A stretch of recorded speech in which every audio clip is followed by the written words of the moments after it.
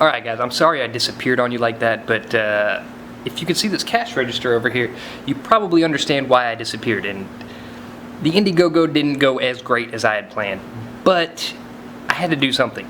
It's time. I can't just sit around and wait forever until I've got enough money to actually get this thing going, because if I do, I'm never gonna have enough money. So obviously I didn't just buy a cash register, I got all kinds of stuff. And you'll see it's not very well stocked in here just yet. But all of the money that we make is going right back into it. All of the money that I make from these YouTube videos is going right back into it. And since this is opening day, well, not really, this is 2 days after opening day. I was supposed to make this video on opening day, but I did not. Sorry. There's a lot of Pokemon Go players outside, like constantly, so making videos in here has really gotten weird anyways, because there's just constantly people walking by because I have a new business open and there's Pokemon Go players everywhere. But I was going to tell you guys like this interesting story about the significance of our opening day, because we opened on National Night Out, which means nothing to you probably. But back in 2009, I was on my way to National Night Out. I had just made a video on YouTube entitled, I believe, I Love My Subscribers, and it was on my old channel. And at the end of the video, I asked my subscribers what they would do if I died.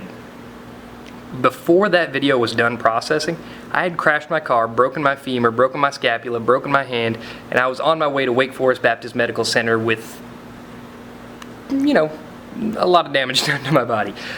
It was life-changing. It completely ruined my skateboarding. Had to have a rod driven into my femur, and it was just not really a good time. So that was like 7 years ago. And now I opened on National Night Out, which is pretty wild. 7 years later, 2 years of it was spent, you know, dicking around trying to make this happen, and it didn't work out the way I wanted it to, but it did happen. Okay, I focused on my dreams. Since the age of 13, I've wanted to own a skate shop. That's been my dream. That and owning a Cadillac CTS, first generation Cadillac CTS. Because in 2003, I was 13. I was born in 1990. You get it, right? So I ended up buying the 2007 Cadillac CTS, and that was cool. It was really cool, actually. I'm not gonna lie. I loved that car. I crashed it too, unfortunately. But I'm working on getting it fixed.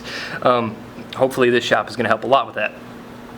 But my point being, if you have a dream, go after it, because I've never ever been happier than I have been the last couple of days just being up here, talking to people about skateboarding and being surrounded by skateboarding. This is my passion. This is all I ever wanted to do with my whole life. So obviously, why wouldn't it make me happy?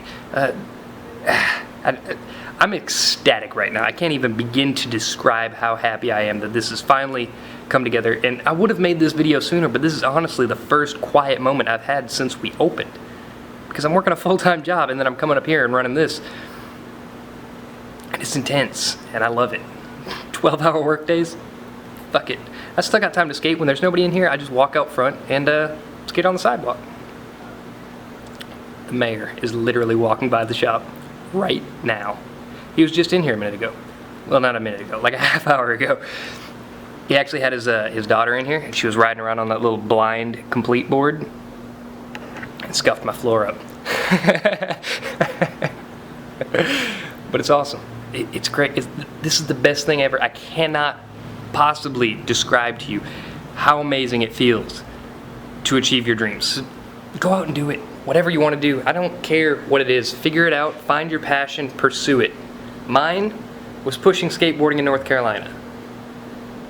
That's what I'm doing. That's what I'm going to keep doing.